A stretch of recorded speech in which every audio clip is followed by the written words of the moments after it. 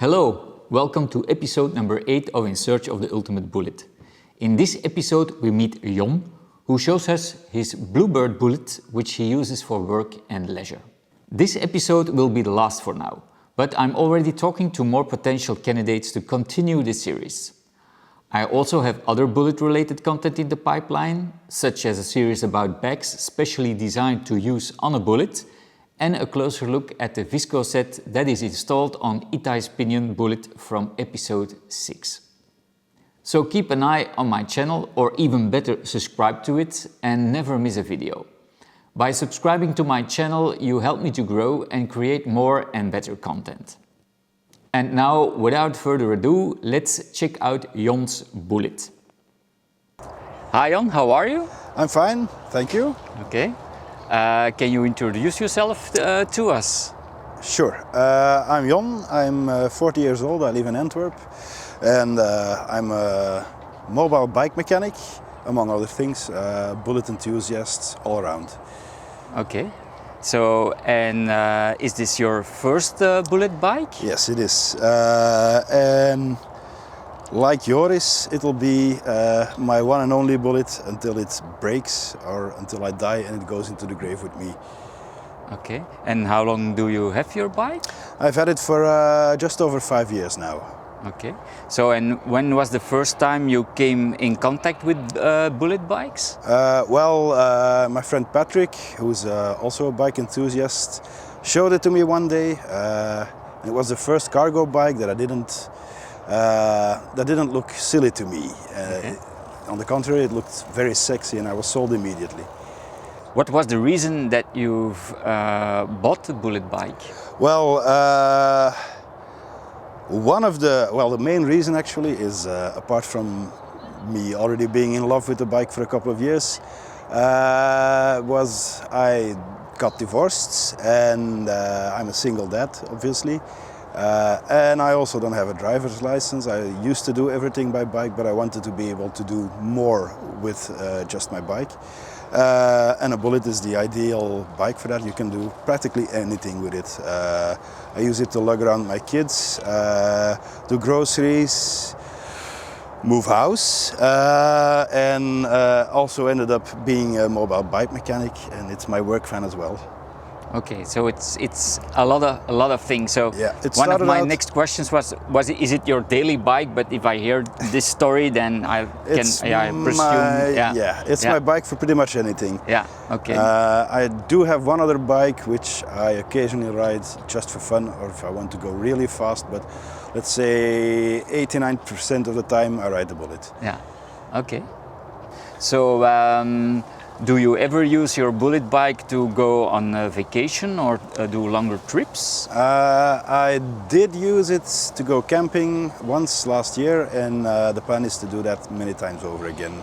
I'm going on a short bike vacation in a couple of months, and who knows what the future will bring. Okay.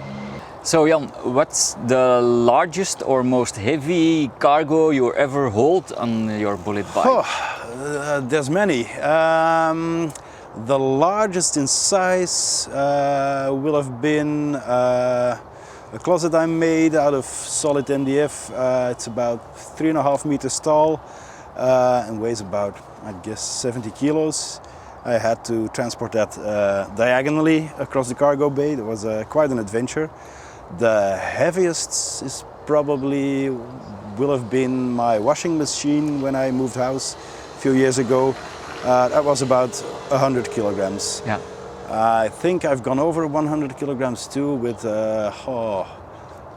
last time I transported a bunch of crates of beer and cola. I might have gone over 100 kilos, but I'm not sure. Okay. When I'm correct, I saw somewhere on Facebook or social media that you organized a move house with a lot of bulleteers. Yeah, that's right. About 5 years ago, about half a year after I got my Bullitt, I had to move house. And I'd seen some people in Germany moving house by Bullitt, and immediately thought that's a great idea. That's the way I want to move house as well. Part of it is a bit of activism, social engagement, the whole car-free lifestyle thing. And I really wanted to use the moving day to put that in the picture, to make it visible in the streets and in the media. But also, aside from that, it's the most practical way to move house. I didn't have any hassle with renting a truck. I didn't have to arrange to get the truck, to bring the truck back after the moving day. I ended up moving house, doing the thing that I love with a bunch of buddies, doing the things they loved as well. It was the best way to move house ever. Yeah. Great. Okay, Jan. So when money was no object, how would your ultimate Bullitt would look like? Well, that's a twofold answer actually. I have an ultimate Bullitt for pleasure purposes and an ultimate Bullitt for work purposes. The ultimate Bullitt for work purposes would be the new longer Bullitt, the Bullitt X, in the electric version, because hauling around the workshop, which weighs more than 80 kilos every day, it does get a bit tiring. So the electric version and with a longer cargo bed would be useful for that. But aside from that purpose, my ultimate Bullitt is almost my current Bullitt. The only upgrades I would make would be to put in an Alpine 11 hub, maybe some fancier brakes, and that's just about it. A fancier taillight as well. Okay, Jan. So let's have a more detailed look at your bike. Sure. Maybe we can start in the front. Sure. And then move backwards and have a look at all the details and the stuff that's on your bike. Yeah, sure. So let's start in the front. Sure. In the front I've got the Alpine hub dynamo and some headlight, which is a very nice headlight. I'm very happy with that. Other than that, standard fender, standard fork, standard headset. I did replace the headset because it got worn out from carrying too heavy loads. What's different from stock is I ditched the Magura MT5 brakes and I put in Shimano Dior XT brakes. That's only 2 pistons, but that's actually plenty for my purposes. And they are much less.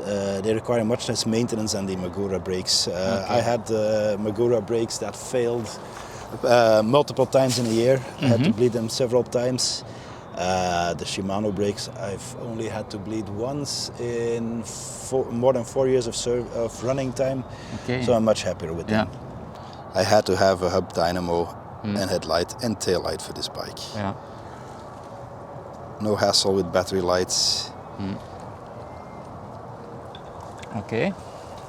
So and then the thing that's most striking is now the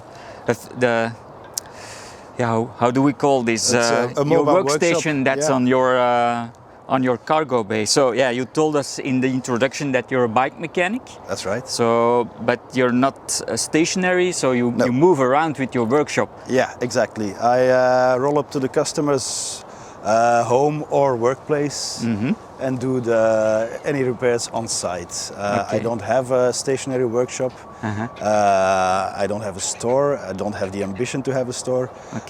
This way I can work in a very flexible way. I can fill in my schedule in a very flexible way. I can work flexibly towards a client, and it's better for everyone all around, is my experience. And it makes me happy, which is a nice plus as well. So, and you made everything by yourself? It's DIY stuff? Maybe I can show you. I'll head around. I basically built a cabinet out of form ply. That holds all my tools. Inside, as you'll see, I fitted some drawers that holds screwdrivers, tape, tie wraps, wrenches of all sizes and varieties, bike-specific tools, some more general tools, some supplies. It's a bit messy right now, but everything is in there. Up here we have nuts and bolts and all the small bits. Yeah. We have some more bike-specific tools, some torque wrenches, and of course, more importantly, up here we have the bike stand. It can be easily removed, but for quick repairs, I can just hang a bike on the stand and do a quick fix. And also a vise, very important when you're working on wheels, and lots of other repairs. Yeah. So, and the complete weight of this cabinet? It weighs, with contents, more than 80 kilos. Yeah. So, and what can a normal Bullitt bike hold? It's around 100 kilos? 180 kilos, including the driver. Ah, yeah, okay. So I'm near the weight limit with the workshop. Yeah. Voila. Okay, maybe we can move a little bit further. So then we have the cockpit. The cockpit of the bike, yes? Well, nothing much actually, just the stock shifters, obviously the Dior brake levers, and the air sound to honk at cars and trucks that don't see me coming. I don't know how they do it, but they often manage. Yeah, sometimes you're invisible when you're on a bike. That's... But not inaudible. Okay. Oh, yeah. One other custom bit, I have a holder for a small pump actually, which I installed to hold the microphone when I was riding around with a big speaker and a microphone. And it also happens to fit a small ashtray, which is very handy to have. Okay. And then you have also some bags? Yeah, I have some bags, Deuter side pockets. This one contains some straps, bungee cords, all kinds of stuff to attach, to strap down heavy loads when the mobile workshop isn't on the cargo bay. I have a small toolkit, also for when I'm not carrying my work tools. Some spare tires, tire levers, a wrench, that kind of stuff. This bag contains, what does it contain? An extra lock, a power bank for the LED lights I mounted under the cargo bay, and other rain pants and just small everyday sundries you need. Everyday stuff you need. When you're riding around. Yeah. So the LCD lights we won't be able LED to show lights, now. No, not during the daytime. No. Okay. And then your bike is, I see it's a belt drive? Yeah. Yeah. When I bought it, it was a chain drive, but after replacing the chain 3 times, I decided it was time to upgrade to a belt. Okay. Still the original belt. I've been riding it for almost 4 years, I think now. Okay. And it's still going strong. Yeah. It's dirty, but it's still going strong. Yeah. And your rear hub is? That's an Alpine 8. An Alpine 8. I'd like to upgrade to Alpine 11 sometime if this one breaks. Yeah. But for now, it's still doing just fine. Okay. And your backlight? The backlight is just a cheap AXA rear light on a bracket.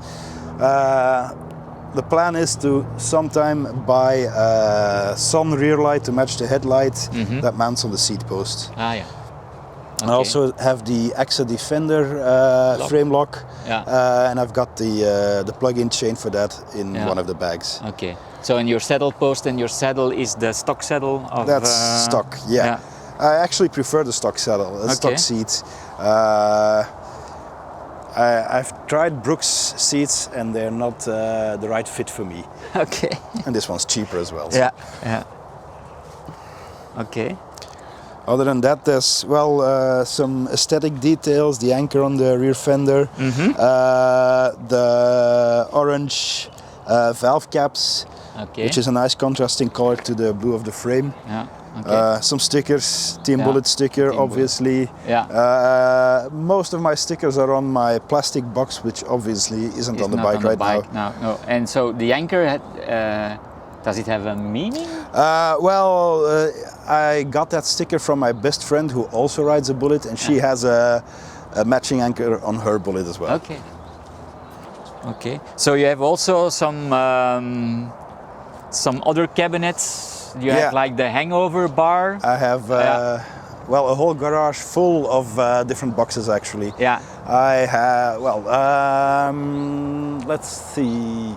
When I first got the Bullitt, I made my own cargo bed. I don't have the honeycomb board. I made one out of form ply with T-nuts installed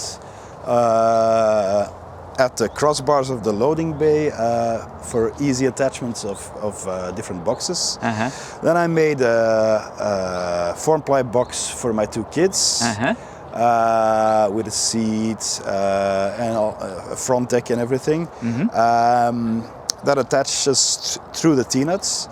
That got retired a year ago because my kids grew too big. I also have a simple plastic box like the one you can buy from LarryvsHarry. I have, let's see, the hangover bar? We made the hangover bar a couple of years ago.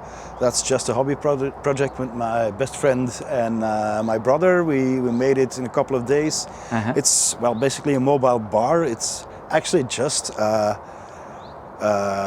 plywood box that's insulated on the inside to keep drinks cool, but it has a nice logo on the side. We'll probably manage to provide some footage of that as well. Integrated LED lights, obviously, and what really makes it a bar is we have a huge umbrella to go with it, with some sponsoring, and that really transforms the bike from a bike with a box on it to a mobile bar. Let's see, I do have two more, well, boxes or attachments for the Bullitt. I have made a new kids box, which is actually two plastic boxes cut lengthwise and reattached to make a very wide plastic box which seats my two kids right now.